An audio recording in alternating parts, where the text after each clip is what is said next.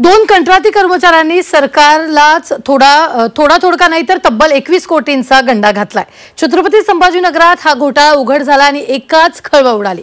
कोण आहे हा महाठग ज्याने सरकारलाच कोट्यावधींना लुबाडलाय? बघूयात हा स्पेशल रिपोर्ट।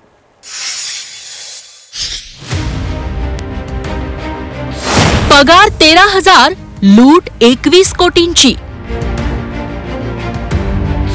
लुटीच्या पैशातून घर, गाडी, परदेशवारी। दोन कंत्राटी कर्मचारी सरकारवर भारी। हा आहे हर्षकुमार क्षीरसागर, संभाजीनगरच्या विभागीय क्रीडा संकुलातील कंत्राटी लिपिक। याचा पगार आहे फक्त 13,000 रुपये।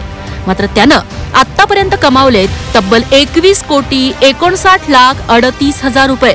या पठ्ठ्यानं वर्षभरातच पालकमंत्र्यांच्या अध्यक्षतेखालील विभागीय क्रीडा संकुलाच्या बँक खात्यातून कोट्यवधी रुपये आपल्या दोन बँक खात्यांवर वळते केले। नंतर ते तब्बल 15 पेक्षा जास्त खात्यांवर वळवून खर्च केले। यासाठी त्यानं यशोदा शेट्टी या कर्मचाऱ्याचीही मदत घेतली।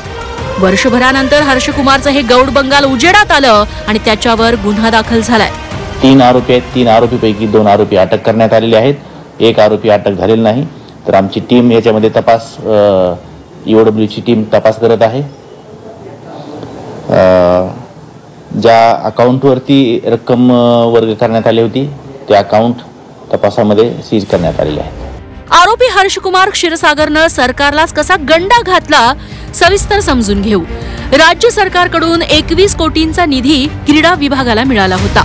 मात्र उपसंचालकांच्या खोट्या सहीनं हर्षकुमारनं नेट बँकिंग सुरू करून घेतलं। बनावट ईमेल ID, कागदपत्रांद्वारे स्वतःच्या मोबाईलवर त्यानं नेट बँकिंग सुरू केलं। यानंतर क्रीडा संकुल समितीच्या खात्यातून कोट्यवधी रुपयांची चोरी केली। या फसवणुकीच्या पैशातून त्यानं आलिशान कार, आलिशान घर खरेदी केलं।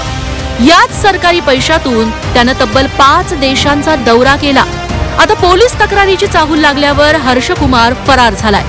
मात्र पोलिसांनी आरोपी यशोदा शेट्टी आणि तिचा पती BK जीवन यांना अटक केली आहे। सरकारी निधीवर राजरोज डल्ला मारला जातो आणि वर्षभर कुणाला पत्ता लागत नाही।